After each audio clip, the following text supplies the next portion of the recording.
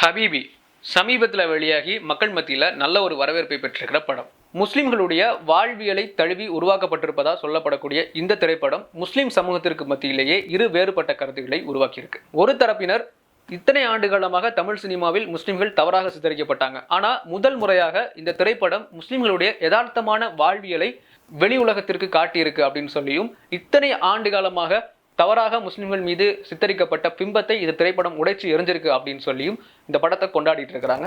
மற்றொரு பக்கம் மற்றொரு தரப்பு என்ன சொல்றாங்க அப்படின்னு சொன்னா, சினிமா அப்படிங்கிறது எந்த வடிவில் வந்தாலும் அது ஹராம் தான். அது நல்ல விஷயத்த சொன்னாலும் சரி, முஸ்லிம்களை நல்லவங்களை காட்டினாலும் சரி, அது எப்படி வந்தாலும் சரி அது ஹராம் தான், அது தப்பு தான். ஒரு விஷயம் நல்ல நோக்கத்திற்காக வந்தாலும் அது வெளிப்படுத்தும் வழிமுறை மார்க்கத்திற்கு முரணாக இருக்கும் அப்படின்னு சொன்னா அது எப்படி வரவேற்க முடியும் அப்படின்னு சொல்லி மற்றொரு தரப்பு பதிவு செஞ்சுட்டு இருக்காங்க.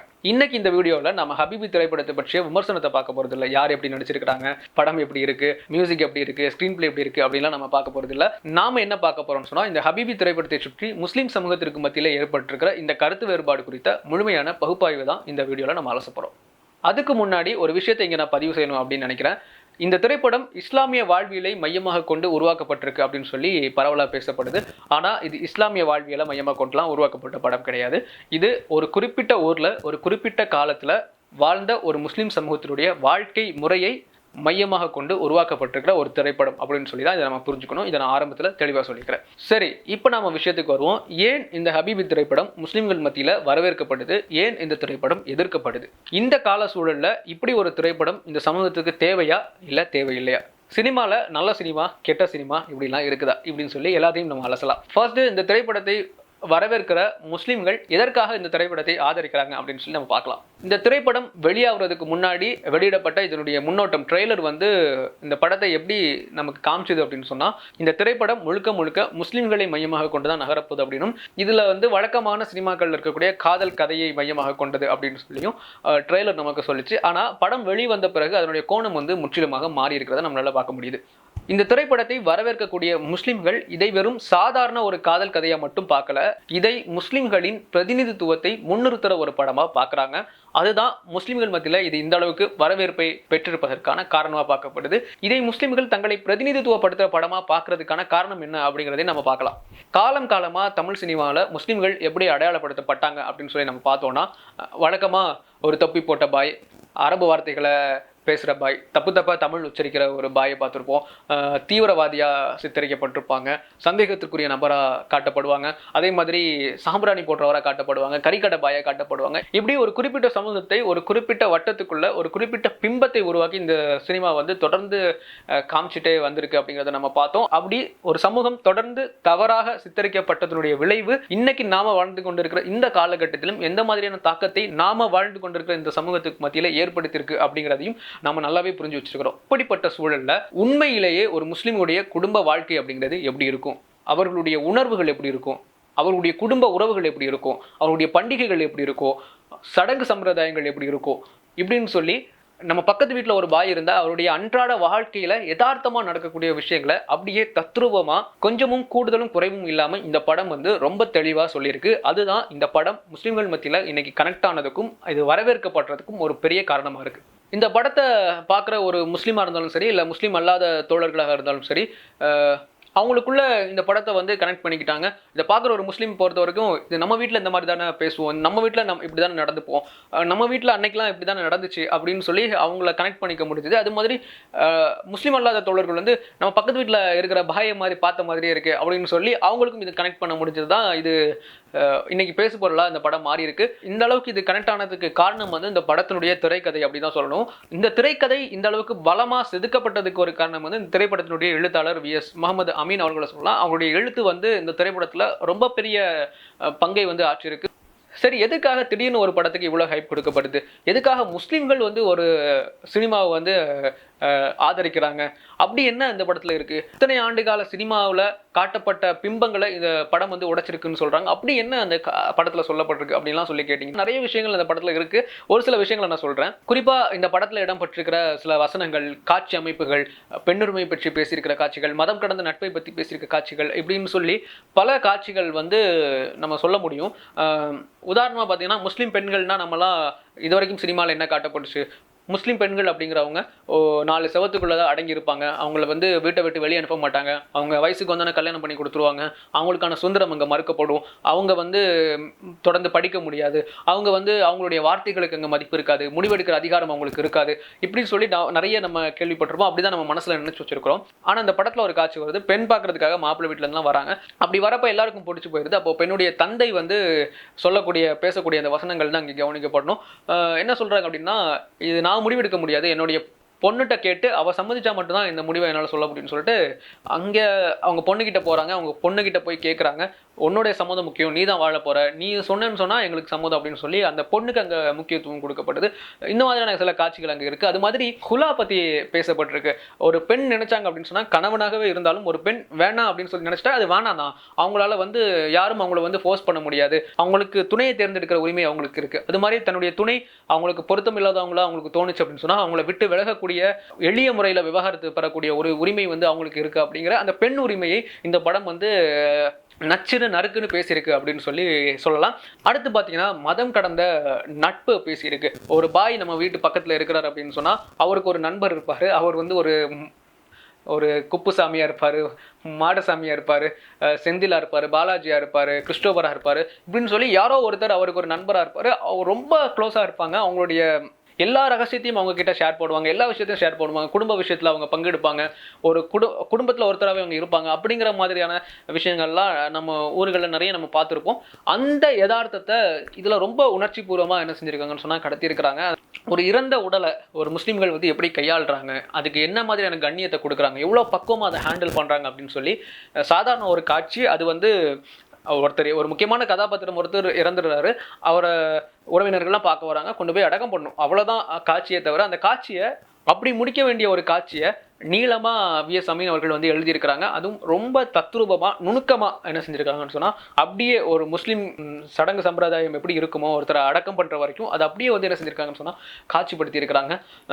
அவங்கள குளிப்பாட்டுறது, அவங்கள பக்குவமாக கையாளுறது, அவங்களுக்கு கஃபன் போர்த்துறது அப்படின்னு சொல்லி அடக்கம் பண்ணுற வரைக்கும் அதை ரொம்ப கேர்ஃபுல்லாக ஹேண்டில் பண்ணி ஒரு ஜனாசா குளிப்பாட்டுற முறையை பார்த்த மாதிரி என்ன செஞ்சுருக்காங்க அப்படின்னு சொன்னால் அந்த காட்சியை வந்து வடிவமைச்சிருக்கிறாங்க. அடுத்த ஒரு முக்கியமான விஷயம் என்னென்னு அப்படின்னு பார்த்தீங்கன்னா, கண்டிப்பாக பேச வேண்டிய ஒரு விஷயம், இந்த படம் இந்த அளவுக்கு முஸ்லிம்கள் மத்தியில் ஆதரவை பெற்றதற்கு ஒரு பெரிய காரணம் என்ன அப்படின்னு சொல்லி பார்த்தா, இந்த படத்தில் மைய கருவாக இருக்கிற வெளிநாட்டு வாழ்க்கை பற்றிய காட்சிகள் தான். அதுவுமே முஸ்லிம்களுக்கு வந்து ரொம்ப ரொம்ப ரொம்ப பொருந்தி போகிற ஒரு விஷயம். ஏன்னா முஸ்லிம்களை பொறுத்த வரைக்கும் பொதுவாக படித்து முடிச்சுட்டே நீ கிளம்பு, விசா விடு, பாஸ்போர்ட் விடு, ஃபாரின் கிளம்பு அப்படின்னு சொல்லி பெரும்பாலும் கிளம்பிடுவாங்க. அங்கே போவாங்க, 2 வருஷத்தில் வந்துடலாம், 3 வருஷத்தில் வந்துடலாம், தங்கச்சி கல்யாணம் பண்ணி கொடுத்துட்டு வந்துடலாம், அக்கா கல்யாணம் பண்ணி கொடுத்துட்டு வந்துடலாம், கடன் அடைச்சிட்டு வந்துடலாம், வீட்டை கட்டிட்டு வந்துடலாம், புள்ள பிறந்துட்டான் கொஞ்சம் அவனுக்கு சேர்த்துட்டு வந்துடலாம், இப்படி சொல்லி தங்களுடைய வாழ்க்கையை முழுக்க முழுக்க முழுக்க வெளிநாட்டிலே கழித்து தங்களுடைய வாழ்க்கையை இழந்தவங்க, இளமையை இழந்தவங்க, அவங்களுக்குலாம் இந்த படம் வந்து ரொம்ப பொருந்தி போகும். உதாரணமாக இந்த படம் வந்து கடையநல்லூர் அப்படிங்கிற தென்காசியில் இருக்கிற கடையநல்லூரை சுற்றி நடக்கக்கூடிய காட்சிகளை தான் இந்த படம் காமிச்சிருக்கு.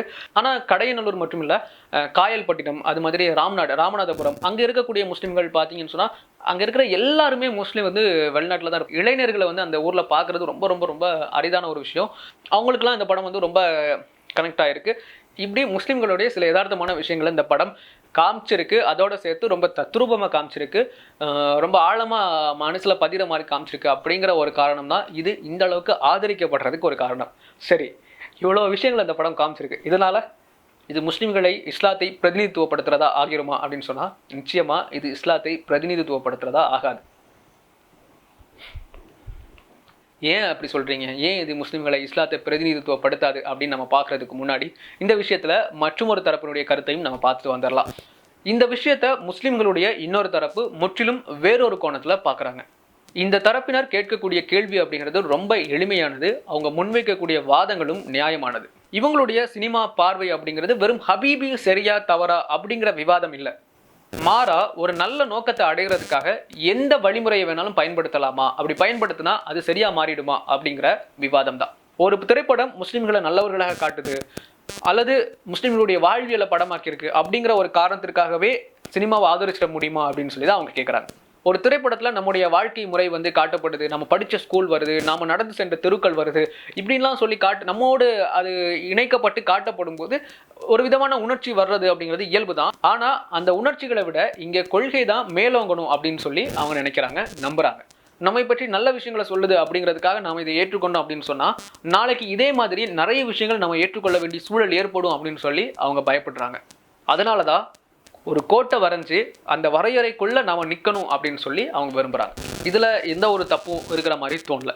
சரி, இப்போ இந்த ரெண்டு தரப்பினருடைய கருத்தையும் நம்ம நல்லா கவனிச்சு பார்த்தோம் அப்படின்னு சொன்னா இந்த ரெண்டு தரப்பினரிடமும் ஒரு ஒற்றுமை இருக்கிறத நம்மளால புரிஞ்சுக்க முடியும். அது என்ன அப்படின்னு சொல்லி கேட்டா, இவங்க ரெண்டு பேருமே ஒரு விஷயத்தை விரும்புறாங்க. முஸ்லிம்கள் தவறாக சித்தரிக்கப்படக்கூடாது, முஸ்லிம்கள் மீதான தவறான பிம்பம் உடைக்கப்பட வேண்டும், உண்மையான முஸ்லிம்கள் யதார்த்தமாக எப்படி இருப்பாங்க அப்படின்னு சொல்லி வெளி உலகத்திற்கு காட்டப்பட வேண்டும் அப்படிங்கிற இந்த கருத்துல இவங்க ரெண்டு பேருமே ஒத்த கருத்துல தான் இருக்கிறாங்க, ஒற்றுமையா தான் இருக்கிறாங்க. எங்க வேறுபடுறாங்க, வேறுபாடு எங்க இருந்து வருது அப்படின்னு சொல்லி நம்ம பார்த்தோம் அப்படின்னா, இந்த கருத்தை மக்கள் மத்தியில எந்த வழிமுறையில கொண்டு போய் சேர்க்கிறது, எப்படி கடத்துறது அப்படிங்கிற விஷயத்துல தான் இங்க வேறுபாடு உருவாகுது.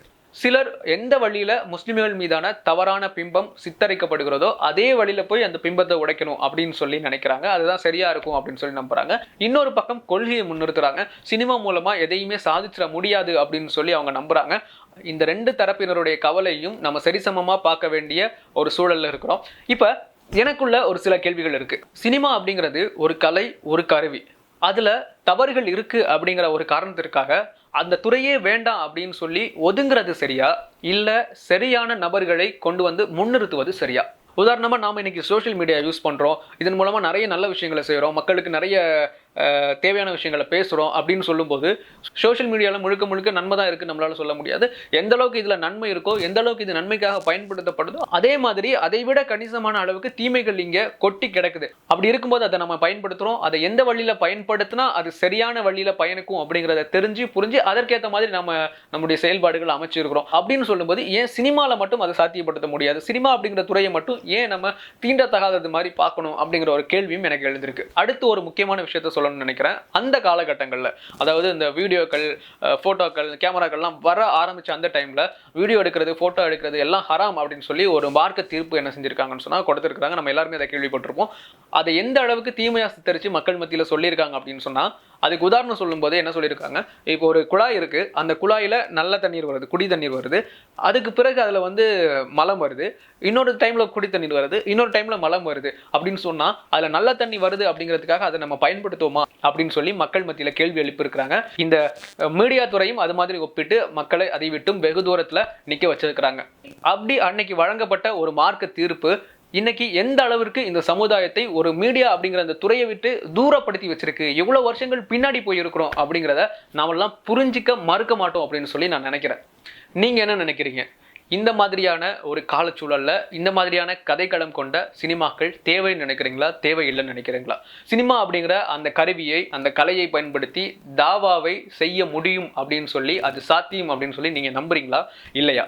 இதுல உங்களுடைய கருத்து என்ன அப்படிங்கிறத கமெண்ட் சொல்லுங்க. மீண்டும் மற்றொரு காணொளியில் சந்திக்கலாம். அதுவரை உங்களிடமிருந்து விடைபெறுவது நான் உங்கள் இர்ஷா.